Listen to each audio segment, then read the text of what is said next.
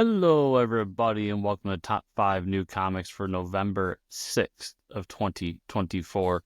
I'm, as always, Chris, and I am super excited about this week's books. Some good number ones, some awesome returning series. Let's jump into it right now, starting with Absolute Superman number 1. This is written by Jason Aaron with art by Rafa Sandoval, colors by Ulises Arreola, and letters by Becca Carey. I really liked the first two issues of the Absolute Universe, the Absolute Batman number 1, Absolute Wonder Woman number 1. While I had some critiques of Wonder Woman, how they dealt out the origin, that aside, I still really enjoyed the story, and I'm just excited to see where that book goes. But with Superman, we've got now a Superman that's fallen to Earth and didn't grow up with the Kents and doesn't have a home or a family and doesn't have a fortress of solitude to go to and be alone. The only thing he has left is the sense of hope. And I'm interested to see how they twist Superman in the Absolute Comics way. I think this initiative, just 2 issues in, has been a complete success in doing some really unique and fun things with these characters. And Superman's the one that I think is the toughest. But to have somebody like Jason Aaron back there making things happen, bring me faith that it can be done well. So I'm so stoked about this issue. This is the one that of the 3 I was the most excited for because A, it's Jason Aaron, and also because B, I just think Superman's a really tough character to twist in that way, and I want to see if and how they pull it off. Yeah, the Absolute, if you're not in on the Absolute Comics yet, I just highly recommend getting both Batman and Wonder Woman, and then picking up Superman this Wednesday as well. They've just been fantastic. It's really cool to see DC do something like this and really put a twist on their characters in a whole another universe in an almost Ultimates Comics way, but also the DC way. It's just phenomenal. I'm so fucking excited for this book. I can't say enough good things about it. It'll be probably the top book off my pile when I get home Wednesday. So yeah, Absolute Superman number 1. But after that, got JSA number 1. This is written by Jeff Lemire with art by Diego Olortegui and colors by Luis Guerrero. I'll apologize now if I'm butchering names. A lot of tough names, a lot of respect to these creators. I try my best. JSA is back again. So we had the Justice Society of America book that Jeff Johns did that I was very critical of. I just did not understand what he was doing and the world he was building there. It seemed like he was off kilter all the time, like he really wanted to do something else. And it bummed me from day one. And one of my criticisms when it was announced was that while Jeff Johns had an amazing run on JSA back in the day, highly recommend going to pick that one up. But I'm always an advocate of trying to give people who new voices to characters. It's fun to go back and try again. We talk about a lot with Mark Waid in Action Comics, how it's so great to see him on Superman. And I'm not saying it's a 100% failure rate, but I see more than not when you try to get a creator who has done a great run in the past and comes back to a character, it doesn't work out as often as you'd like. So in my eyes, I think it's always better to try to get a new creative team onto these characters to bring in new life and get a new vision for them. And Jeff Lemire is just that type of guy. Like, Jeff's done a ton of DC work over the years. He's done some Marvel work too. And he's done a lot of great independent work. And what brings me faith that he can do JSA is being a fan of Black Hammer and just knowing that Jeff Lemire is a huge fan of DC. Black Hammer is a love letter to DC Comics.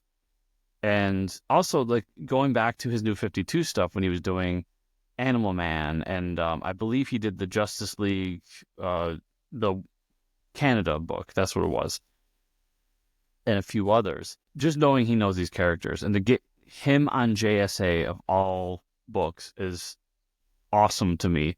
Like, I love Jeff Lemire as a creator. I love everything he does, from his independent stuff to his mainstream stuff.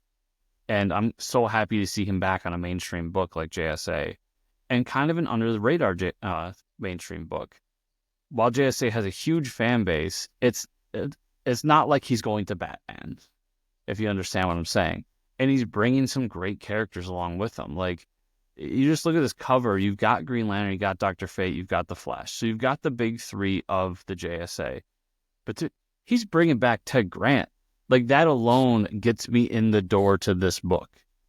I am such a huge advocate for Ted Grant as a character. Like, he's such a cool, fun character, a throwback to a different time in comics. It's great to see him on this team. I think we got an awesome team here. We got an awesome creative team here. And I just love the idea of them basically asking the question for this book: do the golden age of comics ideals work in a DC all-in world? It just sounds like so much fun. I'm super excited for this book. I hope that you all check this one out. After that, I've got Aliens versus Avengers #2. This is written by Jonathan Hickman with art by Esad Ribic. You might not have seen my reaction to the first issue if you don't follow me on social media or you don't listen to the podcast. That's the Fortress Comic News podcast you should be listening to every week. You might not have seen, but I was stunned by what these two did with the first issue. The world they built. I think some along my exact words were that I wonder if these two understand that they can phone it in once in a while, because they just made this book that had no right to be as good as it was. It's Aliens versus Avengers, guys. I'm there no matter what. Like, it's a cool concept. Just have my Avengers fight some aliens. They didn't just do that. They built this whole mythology and this whole world that basically cut off at a point somewhere in the middle of Hickman's X-Men run and changed history from there, where the aliens from the Aliens movies show up, and built this whole mythology and this whole reason for everything. It was amazing, the love and care put into that first issue. And that is the reason why #2 is on my list. I can't imagine them doing what they did with issue 1 and then phoning it in further. Like, this is going to be one of those books that we talk about for a long time, not because it's a great crossover idea and it's a lot of fun, but because the creators gave it 2,000%. Like, this is the type of effort and love and care that I expect on a best-selling mainstream book like a Batman or an Avengers. Usually when I buy these crossovers, it's for the fun factor of the books. Once in a while, a good one sneaks its way in there. But I enjoy them just for the fun nature of getting two properties together. And we had a really cool first issue. And if you didn't read it, I cannot recommend it enough. I remember for the next month, it was all we were talking about, comic shop, like how good that first issue is. So really, really excited for issue 2 and what's to come after that. I've got The Ultimates #6. This is written by Deniz Camp with art by Juan Frigeri, colors by Federico Blee, and letters by Travis Lanham. I've talked a lot about the Ultimates universe. I just really love what they're doing. I've said it a million times. The Ultimates in particular has been a really interesting book because it seems more like an overall universe book where we're getting behind the scenes, where these characters that kind of laid the groundwork for the rebirth of the Ultimates universe are now trying to figure things out and trying to basically prepare for when the Maker reappears, which we have a timeline for that, which was at the beginning of the book, I believe 2 years. We're now further in that timeline. And they've started to get new heroes and bring people in. We've got a new Ant-Man and we've got a new Hawkeye and we found a She-Hulk and so on and so forth. And with this issue, it's really exciting because it's the beginning of a new story arc. The team is finally together. Everybody is there. And they have to go and fight the Hulk. The Hulk is one of the Maker's commanders who controls a section of the world. and the Hulk has decided that he needs to take out this threat before it goes too far. And that's where we're heading. I'm really excited to see the team together in a combat situation, to see how they gel. Things go wrong with that gelling. When will the Human Torch appear? Because he's kind of in the background as this disabled android that they're trying to put back together. This is going to be a pinnacle issue for this series for me. And I'm really excited to see everything I just mentioned. It's been a really fun ride up to here. They've done a lot of really cool things, but this is the moment to sell me on the team and the future of the book. So yeah, the Ultimates number 6. Ultimate's been so good. And we're going to end with a Magma Comics book, Rome Eternal number 1.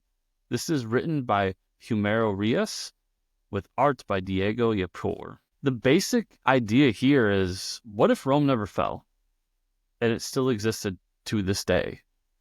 And now it's been over 2,000 years this society has existed, and it's gone through all the technological advancements we've had and the military advancements we've had. And it's this giant powerhouse in the world. And what does that world look like?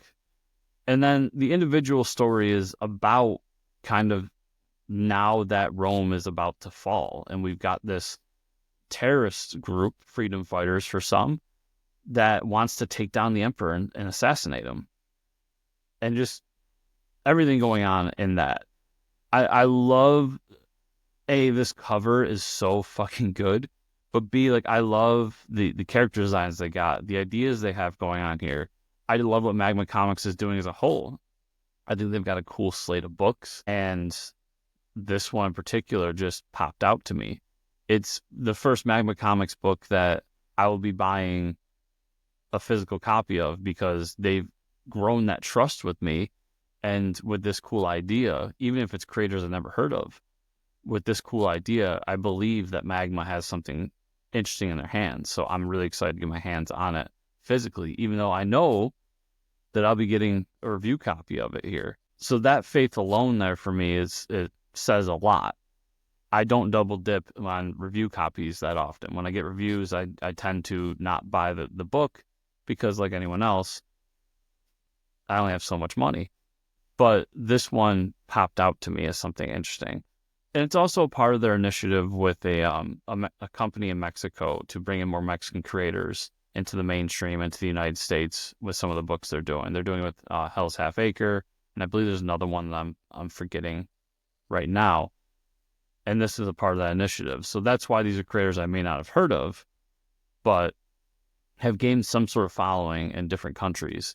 And we'll just see how that all translates. I love seeing comics and just media in general from all around the world, and just seeing what it's all about and what their version of storytelling is, and how it's similar and how it's different from ours. The best example of that is just the fact that a lot of you out there, and myself included, read a lot of manga as well. Like that's just a Japanese culture, comics. So I love what Magma Comics is doing, and I think Rome Eternal is going to be something really cool and special. So definitely recommend it. So thank you all so much for watching this video. Remember, if you want to support me, best ways to do it, follow me on social media. That's at Fortress Chris, whether it's on X or Instagram, or pick a social media network, I'm there. You can also go to chriscomicscorner.substack.com, see all my reviews, my retro reread series, my crowdfunding spotlight series, and all that. And then you can follow the podcast. That's Fortress of Comic News on the podcatcher of your choice. We always have great comic creators on the show. We talk about the comics news. We BS a little bit. It's a good time. And for this video in particular, you can also like and comment down below. And if you're enjoying the video, subscribe to the channel and hit that bell button. I hear it does something. I'm not sure. But hit the subscribe to make sure you keep getting these videos and keep coming back, where you can find all this great content, as well as the podcast and the interviews as well. So hope you all enjoyed the video, and we'll see you all here next week.